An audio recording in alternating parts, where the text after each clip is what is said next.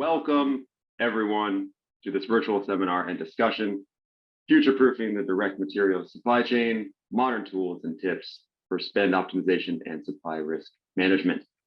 Thank you so much for joining. My name is Aaron Simon. I'm the head of marketing here at Part Analytics, and I will be your host and MC for this event. Joining me are two brilliant, wondrous supply chain professionals with over 40 years combined experience in the industry, Jithendra Palasagaram, and founder and CEO of Part Analytics, and Luis Velez, Director of Strategic Sourcing for global manufacturer Illinois Toolworks, Inc., otherwise known as ITW. Gentlemen, thank you so much for being on the panel today. Good morning. Great to be here. Good morning. Yes. So we'll get right into it. First things first, our obligatory agenda. One, we will start with some further introductions of our panelists, and we'll ask Luis a little about who ITW is, what they do, and for a quick overview of their sourcing and supply chain org structure. Next, we'll discuss current top priorities of ITW supply chain and see how those align with yours, i.e. Today's attendees. And we'll get some of Luis's thoughts on those priorities before and after implementing ITW's current tools, tech, and sourcing strategies. Third, we'll look at the biggest challenges ITW face, meaning those that were blocking the accomplishment of those priorities, and discuss the what and the how of their solution, how it ultimately helps in future-proofing their supply chain. We'll also look at how the full solution was achieved and those outcomes that they realized. Then we'll review the key takeaways, primarily the ways virtually any enterprise can apply these tools and technologies to achieve their priorities and effectively future-proof their supply chain. And we'll end with an open Q&A session. So if you have any questions during the presentation, please don't hesitate to send them through the chat, and I will moderate, organize, and ask them to our panelists during Q&A. So moving right along, Jithendra, please, if you would, tell us a little bit about your background and kind of the reason you got into procurement. Yeah, great. Good morning, everyone. Again, great to be here. So I started off the engineering side of things, designing and developing MR scanners, and got an opportunity to kind of take my engineering background to move more into the supply chain or sourcing side of things, to leverage my technical background and apply that to more business outcomes. So that's how I kind of spent several years in sourcing, and then saw some of the challenges firsthand that direct material sourcing and supply chain teams face in a large Fortune 100 company, and saw an opportunity to build a solution to address some of these challenges, and came out and started Part Analytics around 4 years ago to specifically address these challenges more in electronics supply chain. Excellent. Thank you, sir. Luis, same question to you. Can you tell us a little bit about your background and kind of why you got into procurement and the electronics supply chain? Absolutely. So thank you for having me today. I've been with ITW, actually last week was my 10-year anniversary working for this great company. Congratulations. Thank you. Previously to that, I had several different jobs, in the quality aspect, manufacturing, engineering, and then later on procurement. Worked for tier 1 OEM automotive companies for 23 years in tier 2. And then I spent some time in white goods, 3.5 years before I came over to work for ITW. I never thought that I would be a procurement professional. I actually always thought that I would be in manufacturing. That was what my heart was.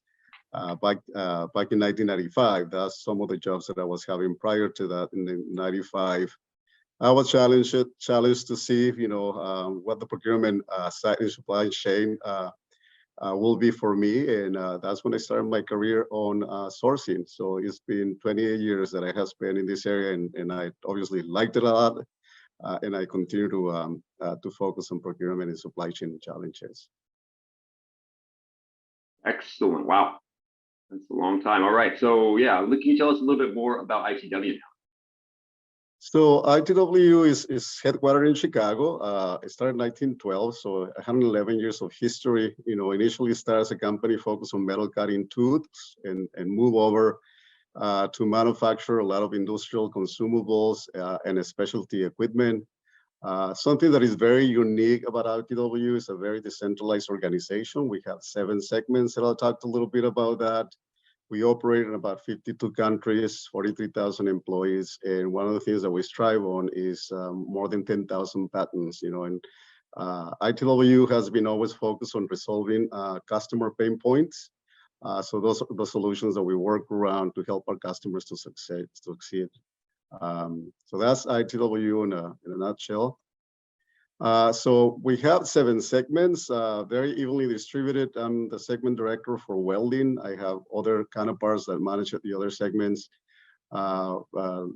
Last year revenues were about $16 billion. And you can see where we are. 52% is in North America, and then Europe, 27% and 21% in Asia. So very well diversified, not only in the portfolio, but also in the locations that we operate and support our customers. The welding equipment in particular, is equipment, for weld.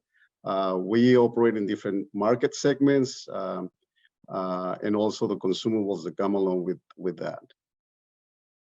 All right, terrific. Thank you both again. I think that brings us to supply chain priorities, and we'd like to start actually with an audience poll. Hopefully relatively at least simple question. You can only pick one answer. As of today, what is your top supply chain priority, attendees? So we'll leave this up for about another 25 seconds. Give you time to think it over. All right, well, let's take a look then at how these compared to Luis. What you saw and what ITW's priorities were, initially before looking for a solution, and then maybe we can talk a little bit about after you implemented the solution, how those priorities were achieved and kind of, what new priorities might have come up. Very good.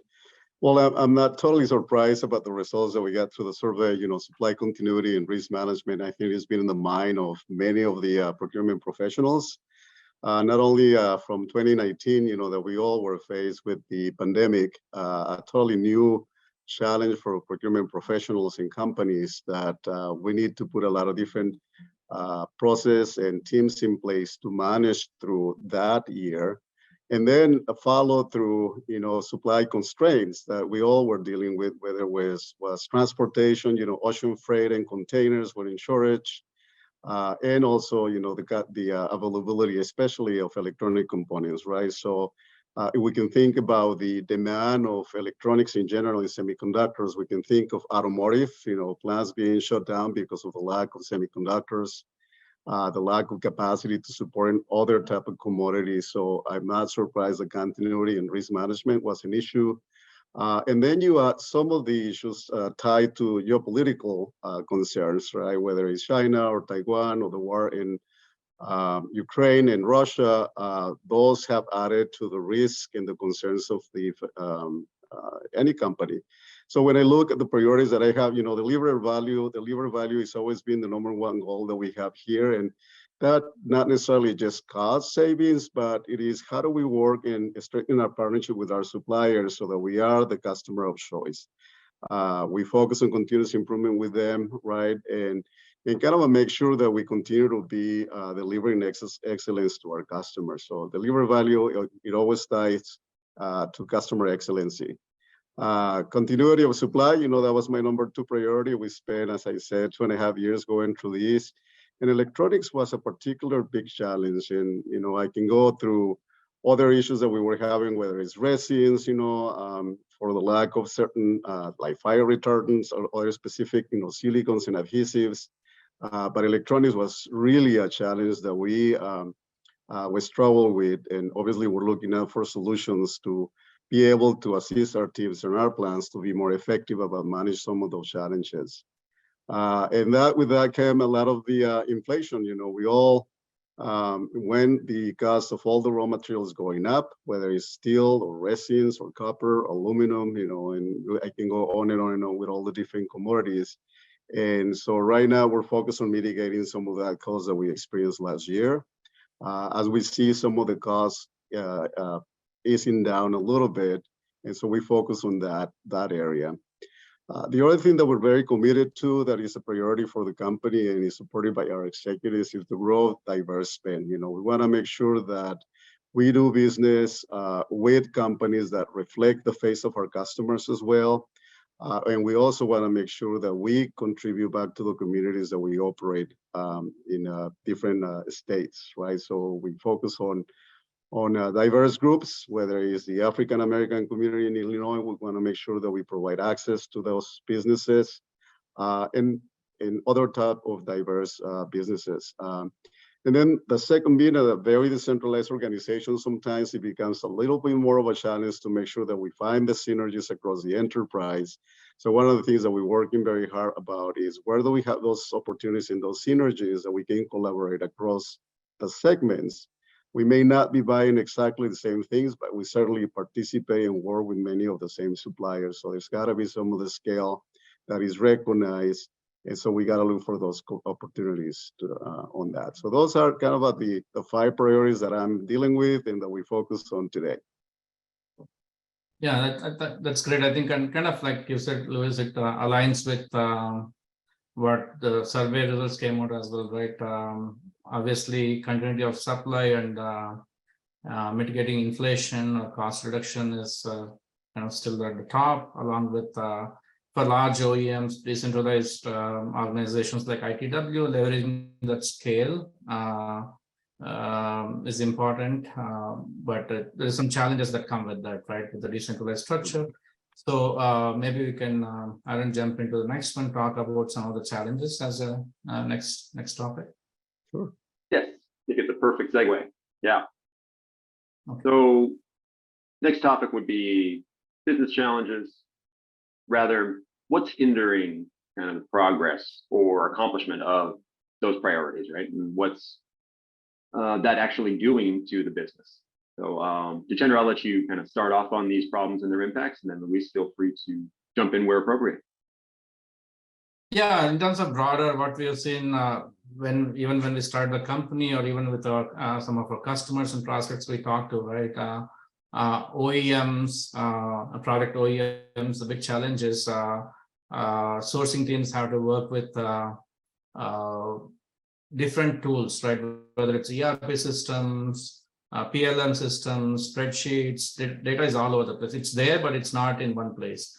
And it used to be fine before maybe, but over the last 18-24 months, it's really showed some of the cracks and the challenges in having that type of structure where you're not easily able to access the data to make smarter and faster decisions on whether it's identifying the parts, finding parts, or mitigating supply risk and things like that.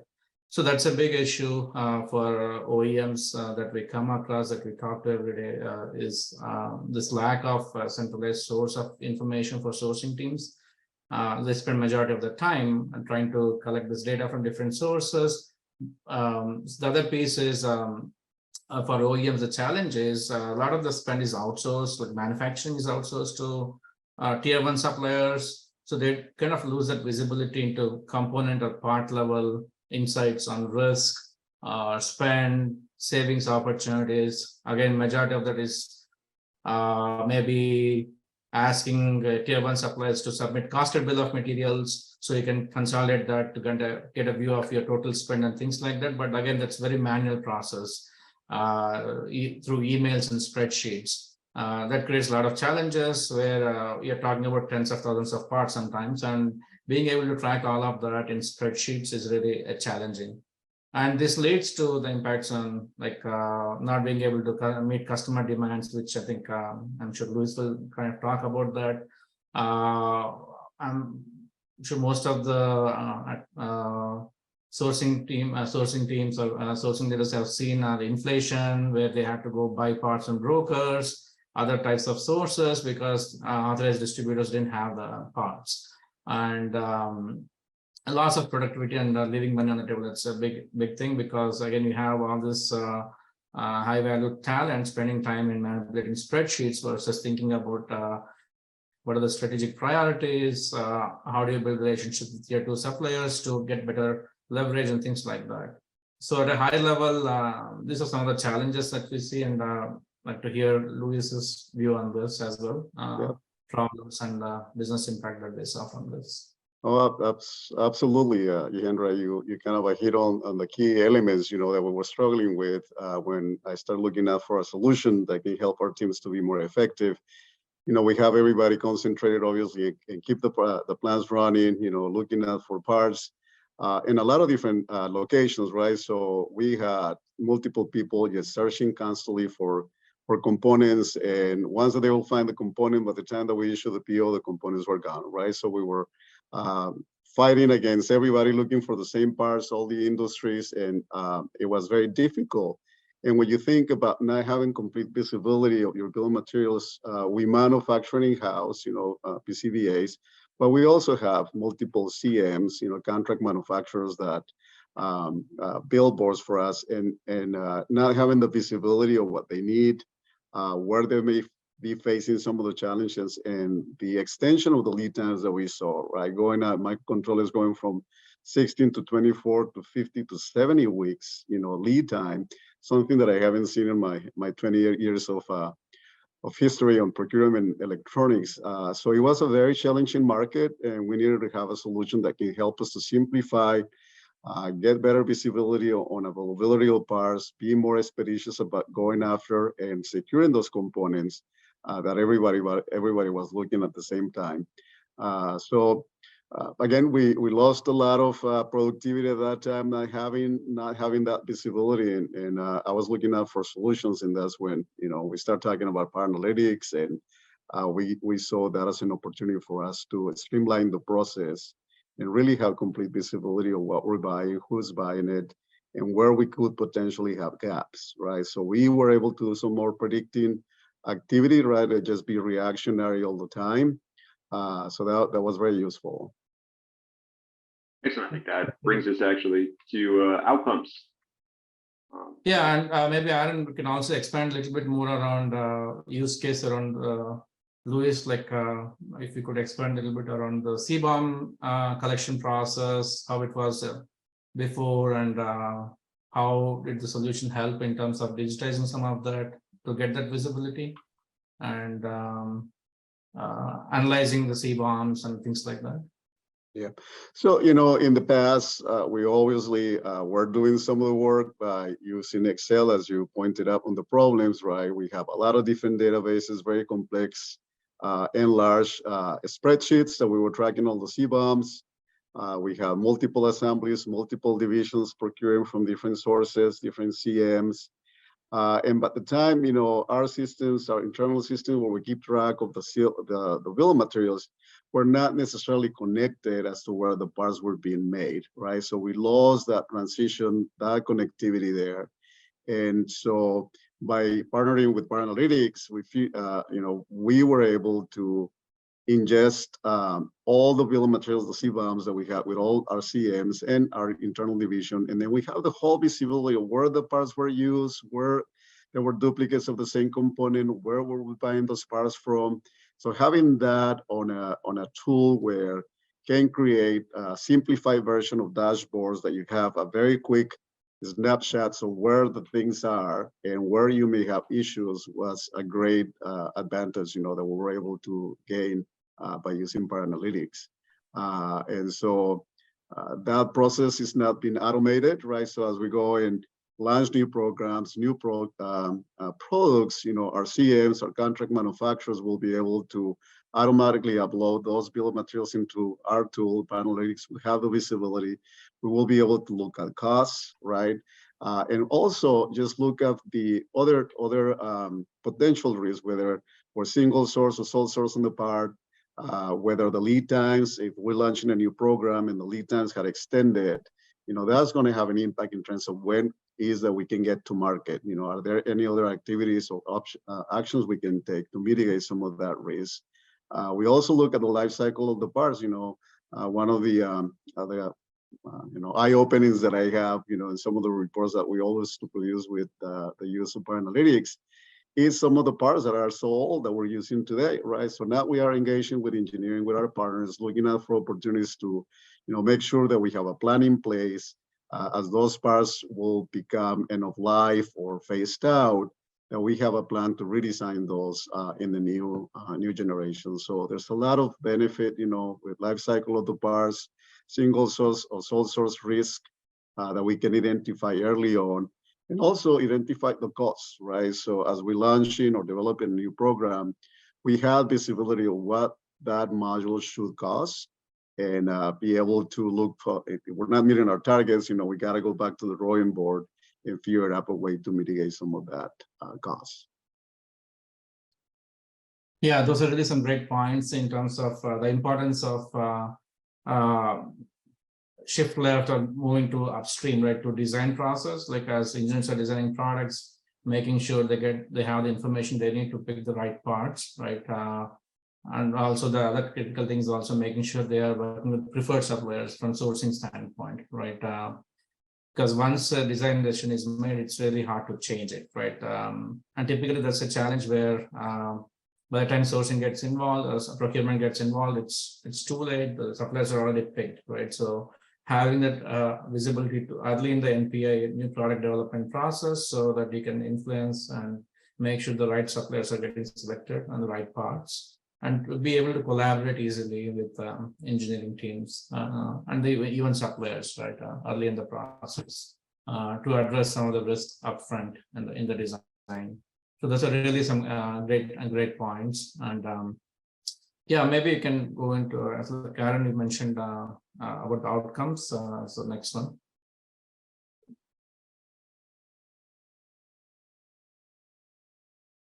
So with that, Luis, maybe if you could talk about in terms of how did you go about starting the program with part analytics, and also what are the different types of personas or users within the company, and the key outcomes that you were able to deliver?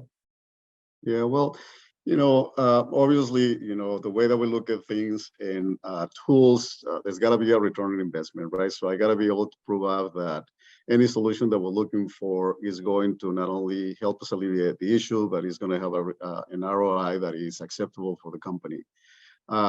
I can tell you it was a little bit challenging at first, trying, because with the chaos that we had with the supply chain and everybody focused on making sure the plants were running, there was very little appetite for people to really spend time about investigating new technologies, right? So that was the challenge that I had about how easy that I can, when I look at the solution and I thought it would be good for us, how is it that I can get alignment with the key stakeholders of the company and sell that solution, right? And get their attention, because they have so many other priorities that I need to compete against, right? To get their resource and the attention that I need for proving up some solutions. So, one of the things that I learned there is that you gotta go small, right? So, as you may recall, we engaged with our internal division. We look at some few programs that we knew that were critical for us to deliver on.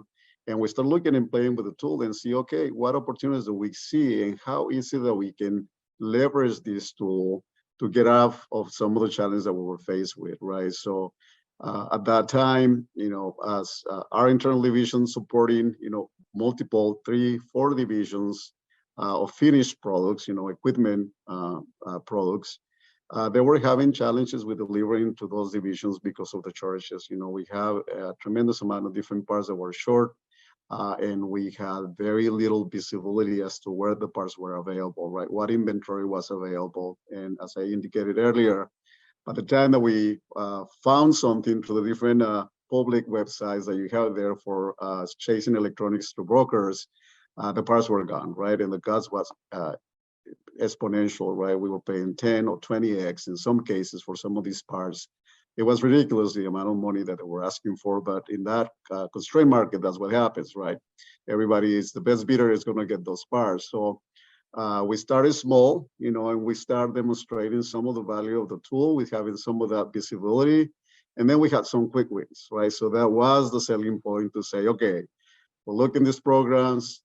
We were able to manage and find the opportunities to reduce the shortages that we had, the amount of shortages that we had. That was the main priority that we had at the beginning. That was supply continuity, right? And then later on, we learned as we start adding more bill of materials and expanding the use of the tool, not only to our internal division, but the contract manufacturers. We found opportunities for cost improvement, right? We noticed that we had multiple pricing for the same part from a different CM or from a different supplier. So those were quick wins, right? And great cost reduction opportunities that just pop up, low-hanging fruit, easy to identify with the tool, which having multiple spreadsheets in the pad, Excel sheets, that wouldn't give, it will be very difficult task, to look across all the CBOMs that we had. We had hundreds of CBOMs to deal through with thousands and thousands of parts. So that was kind of like how we got to it. And obviously, the stakeholders, the division BPGMs and the group president of that platform, was sold on the idea, and we invested in Paraanalytics, and we're very happy with the results that we're getting. So now we're extending, the use of Paraanalytics, and you guys have been very, very helpful about adapting and reshaping the tool for the needs that we have, right? So now with the engineering groups, we're also looking at, what is the best cost for the parts that we have. We're looking at for alternate recommendations for continue to lower the costs. Parts that are fit, form, and function are the same, but at a better cost, and they're available, right? So those are the two metrics that we look: is the cost, does it meet the criteria and the spec that we look for, number one, and then two, is the part available, and then is that with a preferred supplier? So now, as we also develop new programs, we are rolling that cost up, and we can tell whether or not we're going to meet the targets that we have for that program, or if there's anything else that we have to do to lower the cost. Now, for us, having the visibility of the life cycle of the parts and identify some of the risks that we have as parts are being developed or products being developed, we're providing that feedback to the businesses, right? To say, hey, we have these many parts that are this many years old, or we have these parts that are just about to phase in about 2 years or end of life.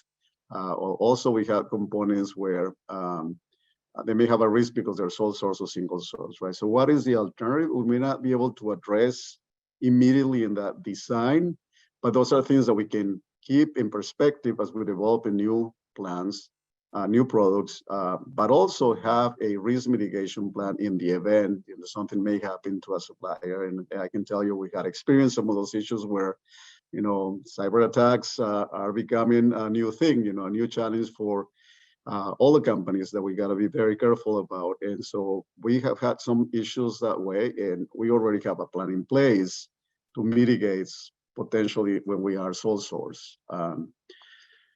And so that's been also very useful for us in terms of, so we reduce the cost, we mitigating the risks, we put in plan in place in the event where we cannot make the change immediately, but we put in place to mitigate some of that risk. The shortages that we have, through the use of Paraanalytics, we reduced that significantly, 70% reduction in the first few months, 6 months of the implementation of the platform. Some great solutions that we were able to act very quickly and secure parts for our plants.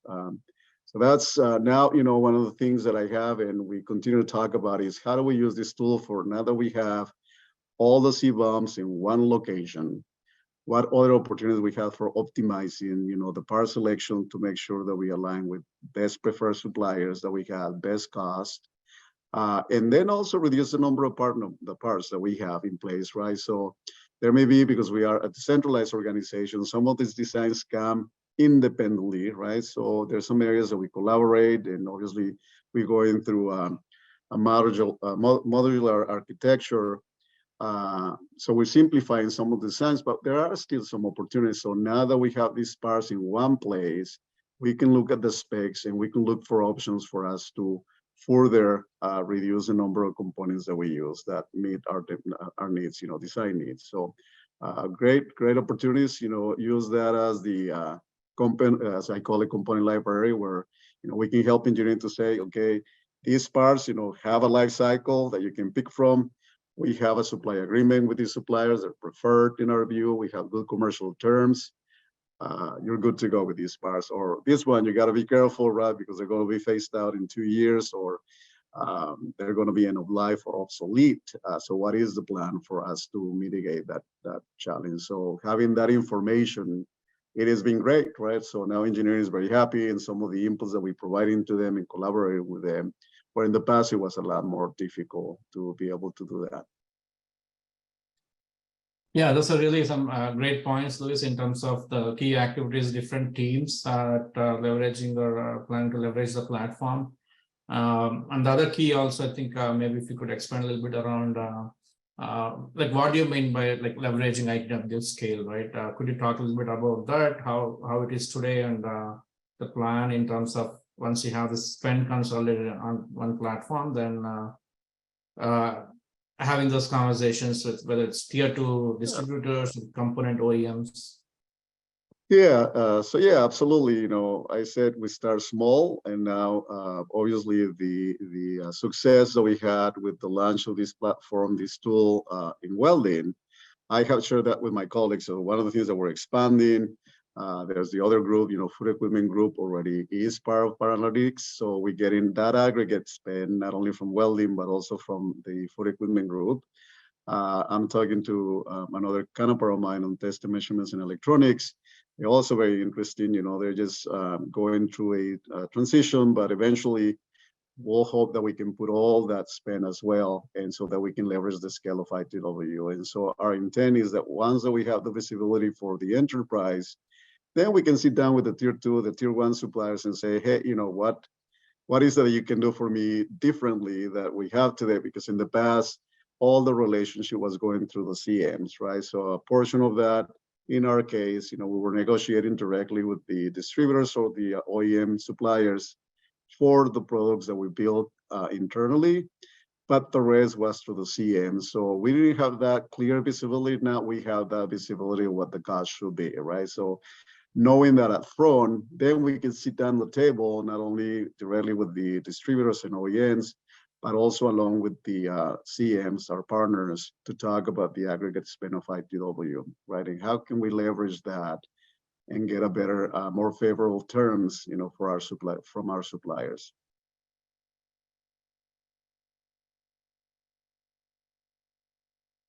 Great. Yeah, brilliant. All right. I think that's all we have for this section. I think that takes us to our last section, the key takeaways. So, you know, I think $64,000 question would be, you know, what should enterprises be considering, right? And what are some of the best practices when planning, deploying, and executing on these kind of, you know, supply chain transformations, right? And these new solutions.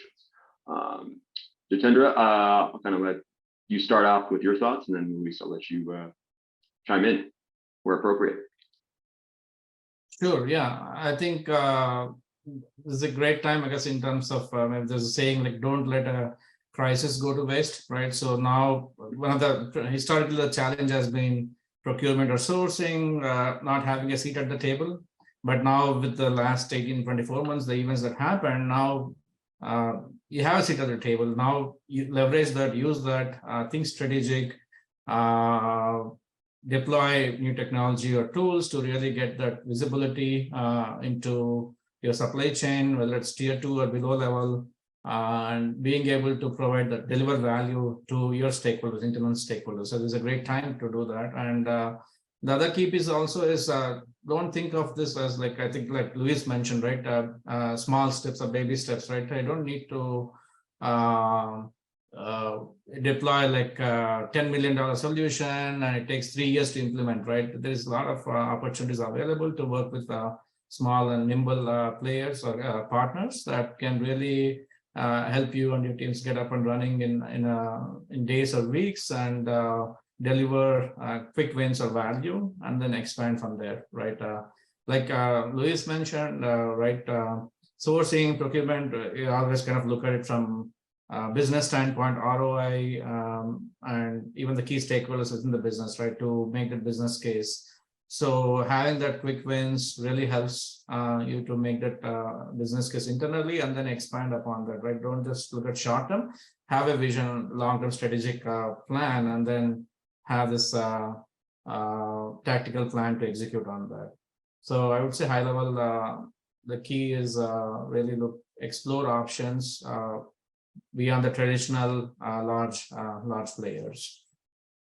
Luis, love to hear your thoughts in terms of the key takeaways for the attendees, how they can this What I journey. can add to it, I think, and I'm going to give, Paralytics kudos to that, because I think working with a partner that listens to you is very, very important. And Paralytics has been exceptionally good about listening to what are the needs of our business, right? How do we need the data?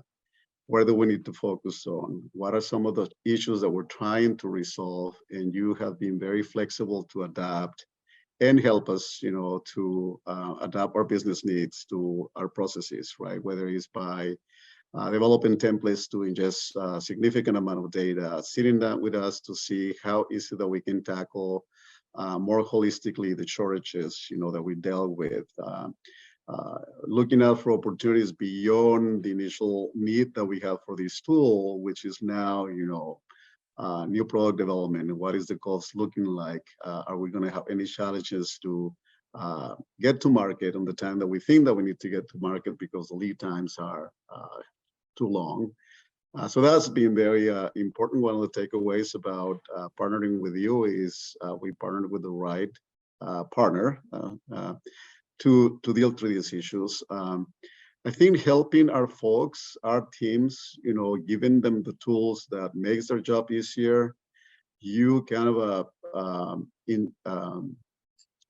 bring some level of excitement about what is it that they're doing and how is it that they are contributing to the business. And rather than being frustrated because they been asked to deliver and they can because the tools are not there, that was a significant takeaway, where the team that is working day to day in our plants, dealing with these challenges, they appreciate having a tool that gives them that opportunity, to fix the issues, to have the visibility at what options they have, be able to report where they can and they cannot, what is the true timing where they can get certain things, what is the right cost or the true cost that we're going to be experiencing. So that's another very good takeaway for me. And we're delivering the value, right? Not only we got off of the challenges with the backlog that we were dealing with, right, because of the part shortages in electronics. Now we're delivering value. We're delivering more savings. We're looking out for more opportunities. And that's been a conduit also for us to establish a better relationship with our business partners, whether it's in operations, whether it's with engineering, or the business leaders about, here's the tool that is going to help us, to be better at developing and delivering and designing electronic products. So they're tangible, the savings are there, the efficiencies in the process are there. So those are some of the key takeaways that I can think about. Great. I think that brings us to Q&A. Those are great answers, by the way. So yeah, I think it's time, speaking of answers, let's get to our Q&A section. We have a couple questions already set up, but for all attendees on, please, if you have any other questions, please send them through the chat, send them in the question and answer section, and I will moderate and ask. But so first question, interesting. So what's the best way to address talent shortages and develop a skilled enough workforce in the sourcing and supply chain fields? That's an interesting question. Thought that might be a good way to start. Luis, do you have any thoughts on that? Well, there's tools like Paralytics that obviously make your job a lot easier. And it is user-friendly.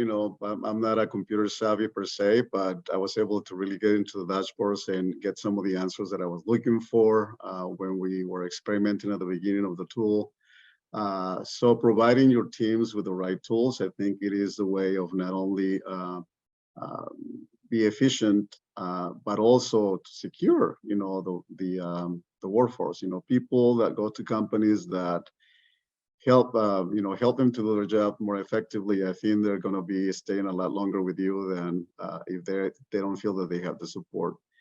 Training is important for us. When we were dealing with all these supply challenges, we reorganized a little bit to be able to address that right away, right? So we created small teams, kind of a SWAT team that was focusing on particular categories and driving that that team. So we were meeting very frequently. Every week we had a report of the critical issues that we needed to deal with. We help prioritizing what the focus should be, and then engage with the leadership about what were their priorities, right? If we were to be sure on something, what will they trade off instead? So we had a very good communication.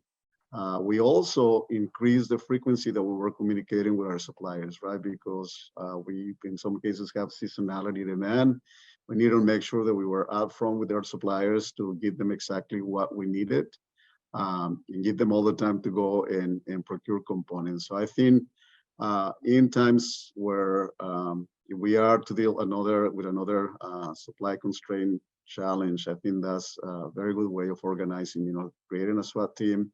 We also had, in that case, we have engineers that were available for us to look for alternatives in the case where, we didn't have a part, but there were something like the part, met most of the requirements. We had engineering to make all the assessments right away to make sure that we could use some of those components. So that's collaboration with engineering to be upfront, be available for making those assessments, and then have a SWAT team that is focused on resolving the shortages. I think is a good way that worked for us.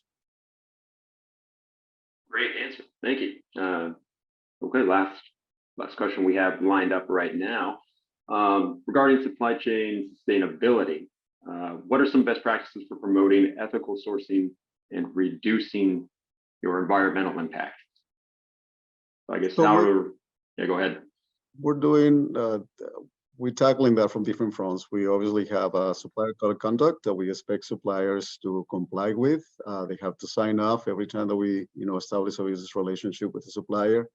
They have to sign off our supply code of conduct. It's published in the ITW website. We have a group that is focused on sustainability. And we also partnering with a solution that helps us with driving, with all the new requirements that we have for whether it's the German law, the Australian law, the US law for human trafficking and child labor. We are partnering with a third party for us to be able to track, what suppliers are committing to and doing to avoid, getting in that situation. So that's how we do that. In terms of, sustainability for also greenhouse emissions, we have a goal within the corporation that we're tracking, and we taking action not only by, transition energy consumption for scope 1 to renewable energy. So we buying credits in some cases. In other cases, we're looking at for projects to install solar and wind energy. And transition our facilities to more efficient, like LED lighting. That's another area that we're looking at for simplification. So we're looking at equipment, HVACs, everything where we can set up ways to minimize the use of energy. That will contribute to the elimination of or reduction of greenhouse gases. So those are some of the initiatives that we have in place today. Excellent. All right, got one more question that just came in. How much time and effort is required in uploading CBOM data? And how does Part Analytics simplify this for you? Jithendra, well, for us, one of the things that Part Analytics did for us is to help us to create a template where, in the case of the contract manufacturers that we are partners that we work with, we're able to ingest the data in that format, in that template. So they help us in creating that, and also the way of connecting with the CMs for them to automatically download their CBOMs. And so that's what Part Analytics did for us. And Jithendra, you probably want to expand a little bit more on the mechanics of it. Yeah, I think that's a great point, Luis. I think always the challenge is different suppliers have different templates, formats, and it's really difficult to manage it with spreadsheets. And the way we build the platform, since we came from that background, is a highly configurable solution where we can set up separate templates for each supplier, for each CM, so we can ingest the data as is without a lot of modifications. So that's a key thing. So once the template is set up, then depending on the cadence, right? Some companies may get CBOMs monthly, some may get quarterly, right? So once it's set up, then going forward, it's automatic ingestion and analysis of all the CBOMs. And like you mentioned, the scale, right? It's really important to have that, because sometimes you're talking about hundreds of CBOMs, thousands and tens of thousands of parts. Being able to analyze all of that and harmonize the data is really important. So if you're looking at a solution, the key things to look for is the configurability of the solution, so that you don't have to change a lot of things in your process, but still be able to digitize it.